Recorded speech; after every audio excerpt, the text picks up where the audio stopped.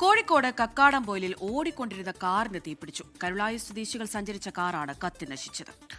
അതിന്റെ ദൃശ്യങ്ങളാണ് ഇപ്പോൾ പ്രേക്ഷകർ കാണുന്നത്. പൂർണ്ണമായും ആ കാറ് കത്തി നശിച്ചു പോയിട്ടുണ്ട്. വർഷ ഗിരീഷ് കോഴിക്കോട് നിന്ന് ചേരുന്നു കൂടുതൽ വിവരങ്ങളുമായി. വർഷ, ഈ വേനൽക്കാലത്ത് നമ്മൾ ഇത്തരം സംഭവങ്ങൾ ഒന്നിനു പിറകെ ഒന്നായി പണ്ട് റിപ്പോർട്ട് ചെയ്തിട്ടുണ്ട്. ഇതിപ്പോൾ മഴയൊക്കെയുള്ള സമയമാണ്, അപ്പോഴും കാറുകൾ ഇങ്ങനെ കത്തി നശിക്കുന്ന ഒരു സംഭവം അത് കൂടിക്കൂടി വരുന്നു. ഇതിപ്പോൾ എന്താണ് സംഭവിച്ചത് കക്കാടംപൊയിൽ?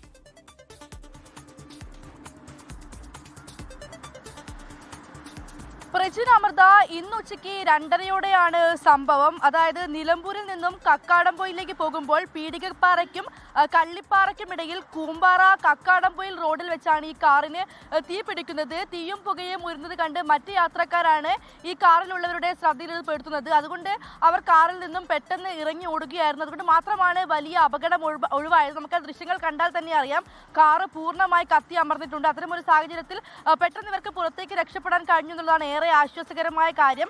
കരുളായി സ്വദേശിയായ യഹിയായും കുടുംബവുമാണ് ഈ കാറിൽ ഉണ്ടായിരുന്നത്.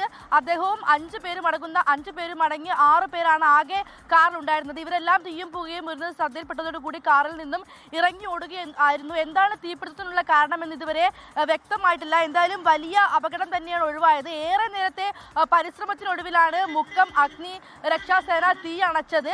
എന്തായാലും ഇവർ രക്ഷപ്പെട്ടു. ഇവർക്ക് അപായം ഉണ്ടായില്ല എന്നുള്ളതാണ് ഇവിടെ ഏറ്റവും ആശ്വാസകരമായ കാര്യം. പ്രജിൻ, അമൃത. ശരി, വർഷ ഗിരീഷാണ് കോഴിക്കോട് നിന്ന് വിശദാംശങ്ങൾ നൽകിയത്.